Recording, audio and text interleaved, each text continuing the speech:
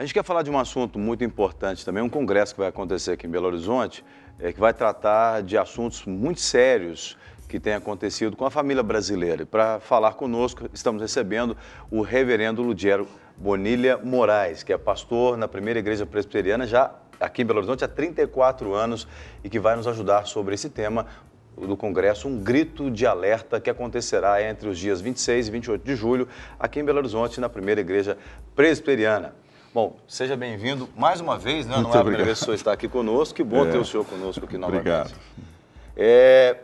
O que levou... O Congresso é da igreja, presumo, né? Sim, o Congresso não é propriamente da nossa igreja, o Congresso é um congresso de evangélicos. Sim. Tanto é que no sábado, nós vamos ter este congresso acontecendo na Igreja Metodista Central. Ah, sim. Na sexta-feira, dia 26, vamos começar lá na primeira igreja e depois vamos para a Igreja Metodista Central, terminando este encontro no domingo, voltando na primeira igreja. Aí eu pergunto, o que levou, então, a organização desse congresso a tocar num tema que realmente tem mexido com o país inteiro, que é a questão da família? Onde começou, talvez, uma indignação, preocupação? Como é que foi isso? Olha, é um misto de tudo isto, né? A nossa preocupação em relação aos princípios básicos, comezinhos, a respeito da família, tal como nós encontramos nas Sagradas Escrituras, né?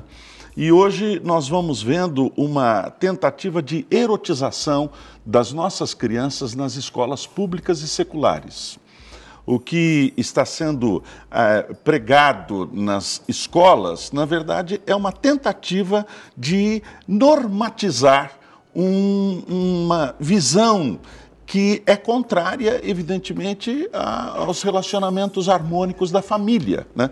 E a família, evidentemente, está sendo atacada hoje nos nossos dias como nunca foi antes, né? Então, no caso, por exemplo, eu presumo que é um grupo de líderes de várias igrejas que se reuniram, então, para pensar o que nós podemos fazer como igreja para reorientar as famílias, seria isso? Também, mas especialmente para que nós saibamos o que o Congresso Nacional está tentando impor sobre a sociedade brasileira, criando leis que erotizam as nossas crianças, ensinando as crianças, inclusive, a manipulação sexual e assim por diante, a questão do homossexualismo como se fosse alguma coisa perfeitamente natural, né? A aceitação implícita de comportamentos que são chamados de meras inclinações sexuais. Entendi. A gente tem visto realmente que a família brasileira, o senhor deve estar acompanhando, inclusive, né, a movimentação que está acontecendo no Brasil inteiro em favor da família, várias lideranças pelo país afora. Então, vai acontecer aqui em Belo Horizonte esse congresso, esse seminário, estão chamando de... É um encontro em defesa da família, chamado Um Grito de Alerta. E serão diferentes palestrantes ali? São.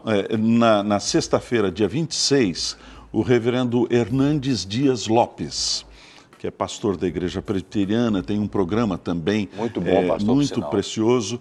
E no sábado, a doutora Damares. Doutora Damares é uma assessora parlamentar que tem levantado esta bandeira com riscos, inclusive, da sua própria vida, né? Ela está sendo perseguida hoje. Ela adotou uma criança indígena e há ameaças que ela perca, inclusive, o pátrio poder desta criança, né? Quando eu a convidei, ela disse: reverendo, quem é que vai me buscar no aeroporto? Eu falei assim: sou eu. Por favor, venha mesmo, porque da última vez que eu estive num aeroporto, alguém estava com um cartaz com o meu nome e era uma pessoa que não tinha nada a ver com a programação. Eu estou sendo ameaçada, né? Então a situação é uma situação grave, nós precisamos abrir os nossos olhos, as coisas vão acontecendo na calada da noite, leis que vão sendo impostas de uma forma subreptícia, e nós, os evangélicos, que amamos os preceitos básicos, bíblicos da família, precisamos nos levantar. Essa questão do grito mesmo é um posicionamento nosso mesmo, né? Sem Nós nos dúvida. posicionarmos como cristãos, como família que preza pelos princípios, pelos valores bíblicos. E muitas vezes nós não seremos bem aceitos. É verdade. Né? Mas é a verdade. palavra diz também que no mundo tereis aflições, mas tem de bom ânimo, pois eu venci o mundo. E é muito interessante esse posicionamento da igreja, né? Esse grito, essa alerta. Eu diria que seria uma alerta para os pais, em especial nesse congresso. Vocês têm Olha, chamado... Veja só, o fato é que o movimento gay no Brasil hoje é extremamente organizado, muito consequente. E, na verdade, o que eles estão fazendo é impossibilitando o diálogo. O parlamento está deixando de ser parlamento. Não se parla mais, não se fala mais, não se defende princípios. Né? Por quê? Por causa do impedimento do grito. O grito está se tornando hoje uma característica do parlamento. Né? E o fato é o seguinte, nós vivemos numa sociedade que certas noções vão sendo aplicadas sem que a gente saiba de onde veio. Né? O feminismo radical, ele se tornou extremamente poderoso exatamente por causa da tentativa de derrubar um princípio básico da nossa fé evangélica e bíblica. A visão judaico-cristã é uma visão do patriarcado, de Deus como pai. Então, o grande inimigo do feminismo é o patriarcalismo. Mas o sancionador do patriarcalismo é exatamente Deus, o pai. Se você quiser derrubar o patriarcalismo, você tem que derrubar Deus, o Pai. E o último reduto da imposição masculina sobre as mulheres está na relação sexual. Por isso o feminismo apregoa, o feminismo radical apregoa não mais um relacionamento de desiguais, homem sobre uma mulher, mas um relacionamento de iguais. Por detrás do movimento gay, das grandes paradas gays e tal, está essa visão do feminismo radical. Né? Então, a gente pensa que isso está acontecendo simplesmente num setor da sociedade, mas a sociedade como um todo está sendo impregnada. Hoje, falar em relação à homossexualidade é temerário. Sim. Você passa a não ser politicamente correto, né? Mas o fato é que as escrituras... Aliás, o correto é o contrário. É sempre você defender também. Mas a ideia da palestra, do congresso, primeiro eu quero saber se você pode responder antes, se é só para líderes ou se é para qualquer pessoa. Não, é para todo mundo. Tá. É um problema que atinge a família. Tá. Né? E, evidentemente, isso não é um problema evangélico. Isso é um problema da família brasileira. Né? Existem N católicos extremamente preocupados com este problema também da erotização das nossas crianças. Né? Eu acho que isso é interessante. Eu fiquei pensando aqui, essa questão hoje, às vezes das famílias não estarem tão próximas dos seus filhos. Às vezes os pais nem sabem que os seus filhos estão sendo tão erotizados. Porque às vezes o pai não tem tempo de parar para estar com o filho. Não tem aquele tempo de qualidade de observar até as ações dos seus filhos. Então eu creio que é um momento onde é um alerta para a própria igreja, para o próprio cristão, para ver como é que anda, como é que está caminhando. O fato é que nós estamos vivendo um momento em que as etapas estão sendo queimadas. Né? As crianças estão sendo introduzidas no mundo erótico muito mais cedo do que precisariam ser introduzidas.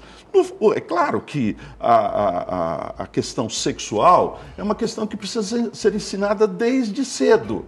Mas nós entendemos da maneira correta. Nós não somos contra a educação sexual, não. Claro. Mas nós somos contra essa tentativa de que as crianças manipulem os seus órgãos genitais, por exemplo, como se fosse uma coisa muito normal, né? E coisas parecidas com estas. E eu penso que muita gente realmente está preocupada, e às vezes o cidadão comum, aquele que teoricamente não tem voz perante, porque é o que você falou, não parla-se mais, mas grita-se muito, né? Então esse, que é a grande maioria da população brasileira, que é o cidadão comum, que ele se sente sem voz, sempre tem alguém gritando mais alto do que ele, eu penso que ele deve se preocupar muito, ele deve ter uma preocupação e um sofrimento interno muito grande, porque às vezes ele pensa que não tem direitos, que ele não vai conseguir criar sua família, né? Mas a ideia, e a gente tem que realmente usar todos os veículos que Deus tem dado para a gente, quando eu falo a gente, aqueles que defendem a família brasileira, né? Para mostrar que há esperança mesmo, é possível. Não é que o mundo não pode entrar dentro da sua casa e determinar como é que você vai governar a sua casa, como é que você vai educar seus filhos, que hora que você vai falar sobre sexo com seus filhos. Então eu penso que realmente nós temos que ampliar e aumentar esse número de pessoas que levantam essa bandeira em favor da família, né? E aí a gente queria que o senhor detalhasse um pouco mais sobre o Congresso, quando que começa, talvez aí a programação. Sim, a programação vai ser o seguinte: no dia 26, às 7 horas da noite, às 19 horas, nós teremos a participação do reverendo Hernandes Dias Lopes na primeira igreja presbiteriana de Belo Horizonte, que fica ali na Afonso Pena, esquina com Getúlio Vargas, um ponto assim fácil da gente memorizar. Ele estará na sexta-feira, portanto, à noite, às 17 horas. No sábado, nós teremos uma programação na Igreja Metodista Central, que é também um ponto bastante fácil de memorizar, que fica ali na Tupis, quase que esquina com Afonso Pena. Bem pertinho do Parque Municipal, aqui em Belo Horizonte. Bem perto do Parque Municipal.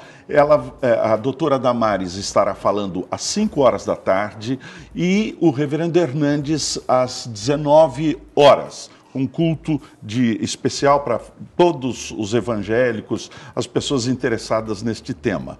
E no domingo nós teremos às 9 horas da manhã uma classe especial de escola dominical, o culto da manhã às 10h20 e o culto da noite às 19 horas, com a presença do reverendo Mauro Meister. O reverendo Mauro Meister é um especialista em educação secular sob uma perspectiva cristã. E este, na verdade, é uma coisa que nós precisamos tratar, porque qual é a alternativa que nós temos para isto? Evidentemente, nós temos uma alternativa, que é uma visão cristã da educação. Até mesmo na matemática, nós podemos observar a coerência de Deus, né? A harmonia de Deus. 2 e 2 são 4, aqui e no Japão. Graças a Deus. Né? Que bom, olha. Só uma pergunta, esse evento é ingressado ou é entrada gratuita? Não, estão todos convidados.